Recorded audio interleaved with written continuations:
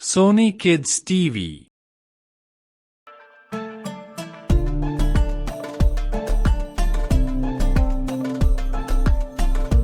राजू और मोटू खेलते खेलते जंगल के अंदर पहुंचते हैं। अचानक राजू को जमीन पर कुछ चमकती हुई चीज दिखाई देती है। अरे मोटू, देख वहाँ पर क्या है? लगता है कुछ गिरा हुआ है। अरे मोटू देख, ये क्या है? लगता है ये सोने की थैली है। वाह, सचमुच। चल इसे छिपाकर रख लेते हैं, कोई देख लेगा तो ले जाएगा। नहीं मोटू, ये हमारी नहीं है, किसी की गिरी होगी। हमें इसे मालिक को वापस करना चाहिए। अरे राजू, पागल मत बन। इतना सोना है, अगर ये हमारा हो जाए तो हमें कभी काम करने की जरूरत ही नहीं पड़ेगी। नहीं मोटू, पिताजी ने मुझे हमेशा सिखाया है कि किसी की चीज चोरी करना बुरा होता है। हमें इसे लौटाना चाहिए।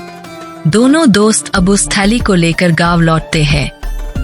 गांव में पहुंचने पर राजू और मोटू काका जी के पास जाते हैं, जो गांव के सबसे बुजुर्ग और समझदार व्यक्ति माने जाते हैं।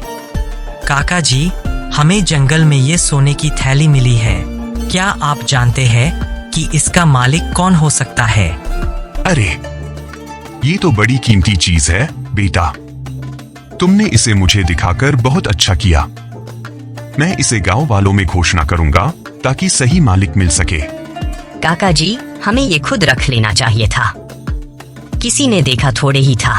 बेटा, ईमानदारी ही सच्ची दौलत होती है। तुम्हें वो मिलेगा जो तुम्हारा है, लेकिन ये सोना किसी और का है। हाँ काका जी, हमें सही काम करना चाहिए।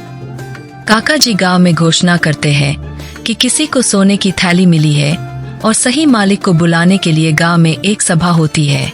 कई लोग थैली को अपना बताने आते हैं, लेकिन काका जी बड़ी होशियारी से असली मालिक को पहचानने की कोशिश करते हैं।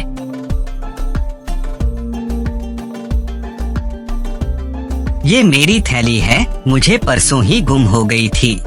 क्या तुम बता सकते हो कि थैली में कितने सिक्के हैं? वो शायद 50 सिक्के होंगे। नहीं, ये तुम्हारी थैली नहीं है। इसी बीच एक बूढ़ा आदमी आता है, जिसकी हालत बहुत खराब है। काका जी, वो मेरी थैली है। उसमें मेरी जिंदगी भर की बचत थी। मैं अपने बच्चों के लिए कुछ जमीन खरीदने जा रहा था। क्या तुम बता सकते हो कि थैली में क्या क्या था?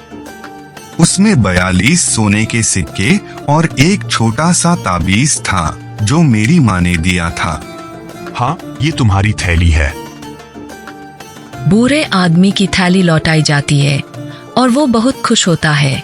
बेटा, तुम बहुत अच्छे और ईमानदार हो। तुमने मेरी जिंदगी बचाई है। ये सोने के 2 सिक्के तुम्हारे लिए हैं, अपनी मेहनत के लिए। नहीं काका, मैंने सिर्फ अपना कर्तव्य निभाया है। देखो, यही असली दौलत है बेटा। ईमानदारी का फल हमेशा मीठा होता। मैंने लालच किया था राजू, तुम सही थे। हमें हमेशा सच का साथ देना चाहिए। अब तो तुमने भी सीख लिया मोटू, यही सबसे बड़ी बात है। गांव में सब राजू और मोटू की ईमानदारी की प्रशंसा करते हैं। बूढ़ा व्यक्ति अपनी जमीन खरीदकर अपने परिवार के साथ खुशहाल जीवन बिताता है। इस कहानी से हमें यह सीखने को मिलता है कि ईमानदारी और सच्चाई हमेशा विजयी होती है। हमें कभी भी किसी चीज के लिए लालच नहीं करना चाहिए, क्योंकि सच्चाई और मेहनत से कमाई गई चीज ही असली खुशी और संतोष देती है। ईमानदारी का फल हमेशा मीठा होता है। Like and subscribe.